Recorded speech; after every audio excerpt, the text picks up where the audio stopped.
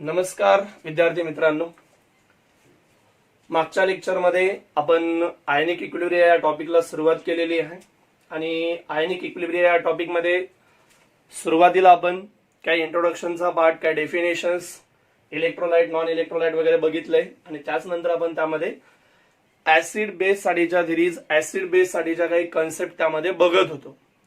आता acid base concept में already मैंने आपको एक कंसेप्ट आपको बताई थी, आरएनएस कंसेप्ट या आरएनएस थ्योरी। उस आरएनएस कंसेप्ट के बारे में मैंने आपको बताया था और एक बार आपको बता रहा हूं, एक जनरल रिवाइज कर रहा हूं कि जनरली जिस किसी हाइड्रोजन रहने वाले सब्सटेंस को, हाइड्रोजन कंटेनिंग सब्सटेंस को अगर हम वाटर में डिसॉल्व कर दें, वो अगर H+ आयन प्रोवाइड करता है तो उसको हमने आरएनएस एसिड कहा था। उसके बहुत सारे एग्जाम्पल्स है नेचर में, लाइक एज HCl वगैरह, हम वहां पे एग्जाम्पल बता सकते हैं।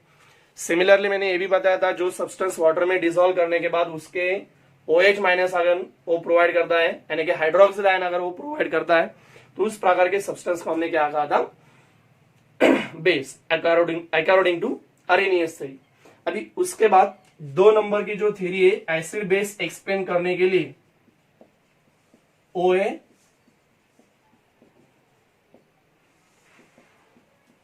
Lowry Bronsted theory.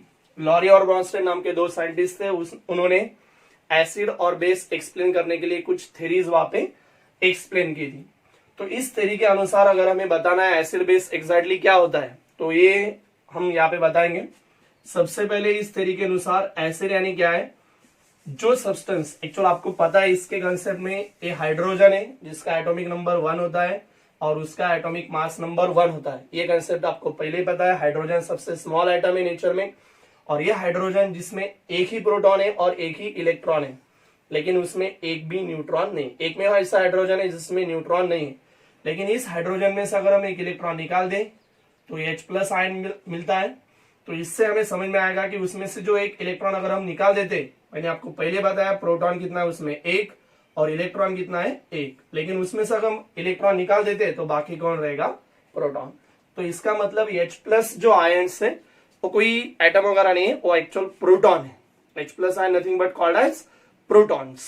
सो जनरली इस लॉरी ब्रॉन्स्टेड थ्योरी का कहना है, जो सब्सटेंस जो प्रोटॉन है, दैट मीन्स H+ आयन है, वो अगर डोनेट करता है तो उस प्रकार के सब्सटेंस को हम क्या कहते हैं,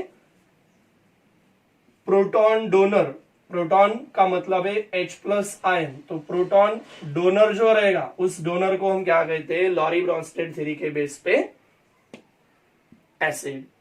सो उसी के साथ अगर हम लॉरी ब्रॉन्स्टेड थ्योरी का बेस का ऑब्जर्वेशन करेंगे तो हमें समझ में आएगा कि जो प्रोटॉन यानी H+ आयन है वो अगर एक्सेप्ट करता है तो प्रोटॉन एक्सेप्टर जो रहेगा उसको हम क्या कहते हैं, लॉरी ब्रॉन्स्टेड बेस। सो जो 2 नंबर की थ्योरी है एसिड बेस के लिए, उस थ्योरी का नाम लॉरी ब्रॉन्स्टेड थ्योरी या लॉरी ब्रॉन्स्टेड कंसेप्ट हम बोलते हैं।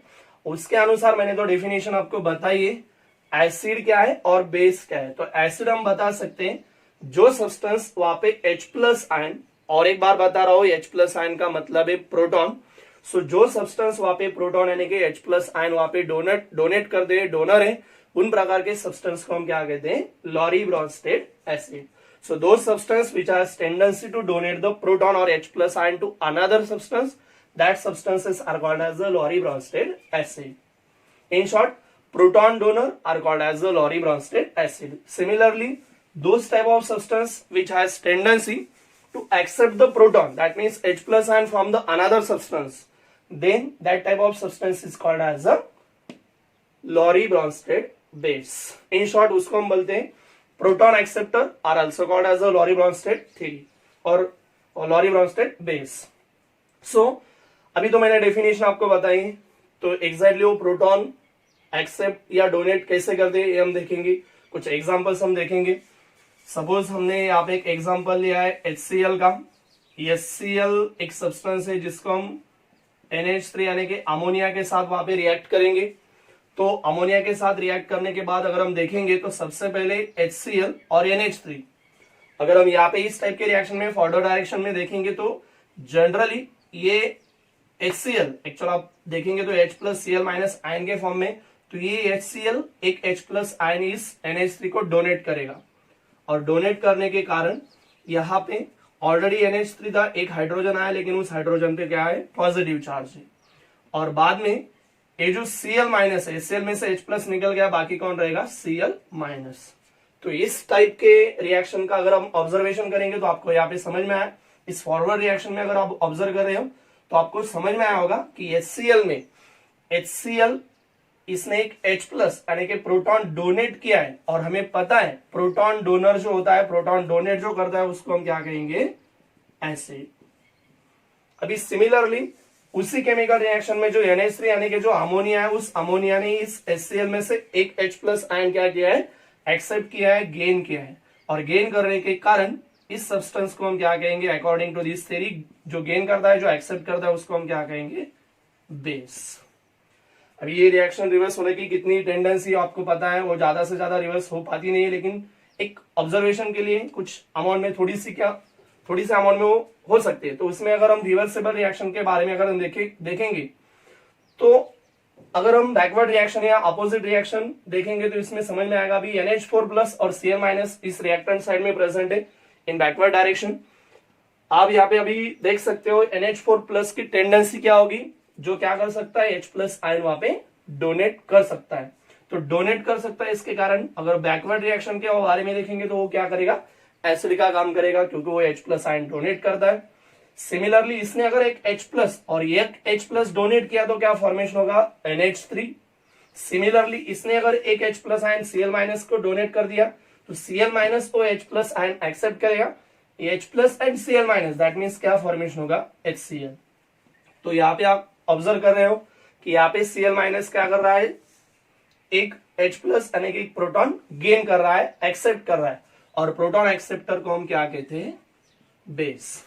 यानी ये जो रिवर्स रिएक्शन अगर हम कंसिडर करते हैं तो इस रिएक्शन में अगर हम फॉरवर्ड रिएक्शन का ऑब्जर्वेशन करेंगे तो HCl H plus ion donate करता है, इसके कारण वो एसिड का काम करेगा। सिमिलरली NH3 वहां पे एक H प्लस यानी कि प्रोटॉन एक्सेप्ट करता है तो बेस का काम करेगा। Similarly in backward reaction opposite reaction NH4 plus वहां पे क्या करता है, एक H प्लस यानी कि प्रोटॉन डोनेट कर रहा है, इसके कारण वो भी एसिड का काम करेगा। और Cl माइनस आयन वो क्या कर रहा है, एक H प्लस आयन एक्सेप्ट कर रहा है, इसके कारण वो बेस का काम करेगा। सो जनरली अगर हम इस रिएक्शन में जो फॉरवर्ड रिएक्शन है उस रिएक्शन में एसिड जो है उसको हम सपोज एसिड 1 कहेंगे, जो बेस है सपोज उसको हम बेस 2 कहेंगे। जो बैकवर्ड रिएक्शन यानी कि रिवर्स रिएक्शन है, उस रिवर्स रिएक्शन में यहाँ पे एसिड 1 है तो इसको हम एसिड 2 कहेंगे, और यहाँ पे जो बेस है उस बेस को, यहाँ पे बेस 2 था इसलिए हम बेस 1 कहेंगे। अगर हम देखेंगे यहाँ पे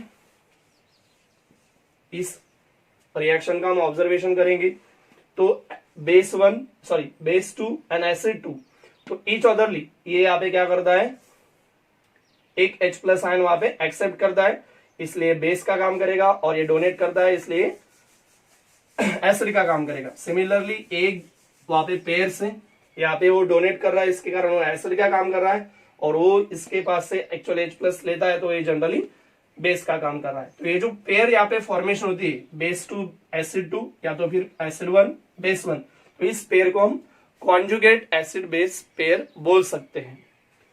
उसी के साथ अगर हम देखेंगे, सपोज अगर हम एग्जांपल देखेंगे लाइक एज HCl, ये HCl को अगर हम वाटर में डिसॉल्व करेंगे H2O में, तो आपको शायद पता होगा यहाँ पे क्या होगा, जो HCl रहेगा वो HCl H प्लस आयन इसको डोनेट करता है।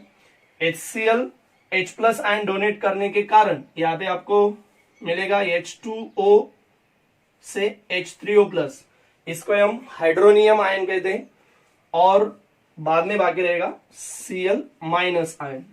तो यहाँ पे आपको पता है HCl ने H प्लस यानी कि प्रोटॉन डोनेट किया है तो ये एसिड का काम करेगा, और H2O उसने एक H प्लस एक्सेप्ट किया है तो उसके कारण वो बेस का काम करेगा।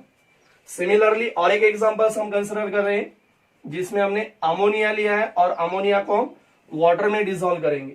तो वाटर में डिसॉल्व करने के बाद अगर हम देखेंगे अभी यहाँ पे, तो आपको अभी पता है जो NH3 है वो इसमें से अभी H2O में से एक H और एक hydrogen H plus ion gain करेगा। गेन करने के बाद वो NH4 प्लस आयन फॉर्मेशन करेगा, यानी कि अमोनियम आयन उसको हम बोल सकते हैं, और यहाँ पे बाकी रहेगा OH माइनस आयन।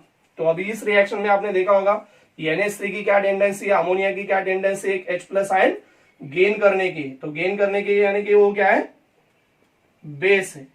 और जो H2 है वो H2 क्या करता है, एक H प्लस आयन वहां पे लूज करता है। तो लूज करने वाले की टेंडेंसी क्या है, एसिड है। तो जनरली अगर हम देखेंगे दोनों रिएक्शन का ऑब्जर्वेशन करेंगे तो पहले रिएक्शन में H2 यानी कि वाटर वहां पे बेस का काम कर रहा है, तो उसकी वही H2 दूसरे रिएक्शन में एसिड का काम कर रहा है। इसका मतलब है कि वाटर ऐसा सब्सटेंस है जो एसिड और बेस दोनों की प्रॉपर्टी वहां पे इंडिकेट कर रहा है। तो उस प्रकार के सब्सटेंस को हम कहते हैं amphoteric substance, AMPHOTERIC। So generally those type of substance which has the tendency to show the both acidic and basic property, that type of substance is called as a amphoteric substance या amphoteric nature वो represent करता है। तो जो 2 number की theory हम acid base theory के बारे में देख रहे हैं वो लॉरी ब्रॉन्स्टेड थ्योरी है। उस लॉरी ब्रॉन्स्टेड थ्योरी में सबसे पहले मैंने आपको बताया एसिड क्या है। तो एसिड यानी कि ऐसे सब्सटेंस है जिन सब्सटेंस की प्रोटॉन यानी कि H प्लस आयन डोनेट करने की टेंडेंसी होती है दूसरे सब्सटेंस को। So those type of substance which has tendency to donating the proton, that means H plus ion to another substance, then that substance is called as a Lowry Bronsted acid. In short हम बोल सकते हैं proton donor are called as acid. Similarly those type of substance which has tendency to accept the proton from another substance, then that type of substance are called as the Lowry Bronsted base. In short, those substance which are proton acceptor are also called as the base.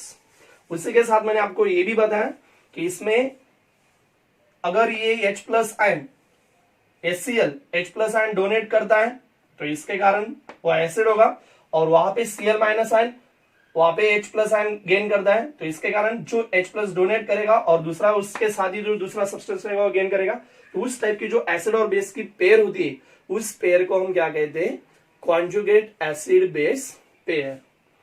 Similarly मैंने ये भी आपको बताया कि generally जो water होता है, water पहले रिएक्शन में आप देखते हैं तो उसका बेस का काम किया है, दूसरे रिएक्शन में उसने एसिड का काम किया है। तो ये दोनों रिएक्शन से हम समझ में आता है कि वाटर वहां पे एसिड और बेस दोनों का काम कर रहा है, दोनों का नेचर वहां पे रिप्रेजेंट कर रहा है। तो ऐसे बहुत सारे नेचर में सब्सटेंस होते हैं जो सब्सटेंस एसिड और बेस दोनों की प्रॉपर्टी वहां पे इंडिकेट कर रहे होते हैं। तो उस प्रकार के सब्सटेंस को हम कहते हैं amphoteric substance. So water act as amphoteric substance. कुछ एग्जांपल्स आप यहाँ पे देख सकते हो। H आपको पता है H2SO4, तो HSO4 माइनस अगर हम यहाँ पे देखेंगे तो H2SO4 से बना हुआ है, क्योंकि H2SO4 में से एक H प्लस क्या कर दिया हमने, निकाल दिया है। तो H2SO4 ने निकाल दिया, इसका मतलब है उसने एक H प्लस यानी कि एक प्रोटॉन डोनेट किया, इसका मतलब वो एसिड का काम करेगा। लेकिन उससे क्या मिला हमें अभी, HSO4 माइनस। तो अभी ये जो HSO4 माइनस है उसके दो अलग अलग टेंडेंसी होती है। सो जनरली क्या है, अगर हम इसमें एक H प्लस आयन ऐड करेंगे, ऐड करने का मतलब है वो अगर H प्लस आयन गेन करेगा तो गेन करने के कारण ये H प्लस से पॉजिटिव नेगेटिव डिस्चार्ज हो जाएगा और ये H2SO4 फॉर्म होगा। तो इसका मतलब है उसने अगर H प्लस आयन अगर एक्सेप्ट कर दिया तो एक्सेप्ट करने के बाद ये क्या काम करेगा, बेस। और आपको पता है ये HSO4 अगर H प्लस डोनेट करता है तो एक्चुअल इस पे एक नेगेटिव चार्ज ऑलरेडी है, एक H प्लस और डोनेट करेगा तो उस पर और एक नेगेटिव चार्ज आएगा, यानी कि SO4 माइनस माइनस, उसको हम SO4 2 माइनस भी लिख सकते हैं। तो HSO4 माइनस अगर H प्लस आयन डोनेट करता है तो एसिड का काम करेगा, और अगर वो H प्लस आयन गेन करेगा तो बेस का काम करता है। इसका मतलब वो एसिड और बेस दोनों का काम करता है। तो ऐसे जो सब्सटेंस होते हैं उस प्रकार के सब्सटेंस को हम एम्पोटेरिक सब्सटेंस कह सकते हैं। ओके, तो ये जो दूसरी थ्योरी है ये आपको अच्छे से समझ में आई होगी। इस थ्योरी के बाद एक्चुअल इस थ्योरी का कुछ ऐसा प्रॉपर लिमिटेशन नहीं है, लेकिन हमें पता है जनरली जो केमिकल रिएक्शन है, जो भी हम केमिस्ट्री डेवलप कर चुके हैं, वो केमिस्ट्री का जो पूरा केमिकल रिएक्शन वगैरह रहता है वो इलेक्ट्रॉनिक कंसेप्ट पे डिपेंड होता है। तो इसके कारण जो प्रॉपर थ्योरी है या जो मॉडर्न थ्योरी है इलेक्ट्रॉन के बेस पे, उस इलेक्ट्रॉन बेसिक थ्योरी का जो एक्सप्लेनेशन है एसिड बेस के लिए, उसके लिए और एक थ्योरी वहां पे डेवलप हुई 1923 में। उस थ्योरी का नाम है लुईस थ्योरी। सो लुईस नाम का जो साइंटिस्ट थे उस लुईस नाम के साइंटिस्ट ने और एक थ्योरी वहां पे डेवलप किए। तो हम लास्ट 3rd नंबर की थ्योरी इस टॉपिक में एसिड बेस के लिए देखने जा रहे हैं। So new theory 3rd number की और लास्ट नंबर की थ्योरी,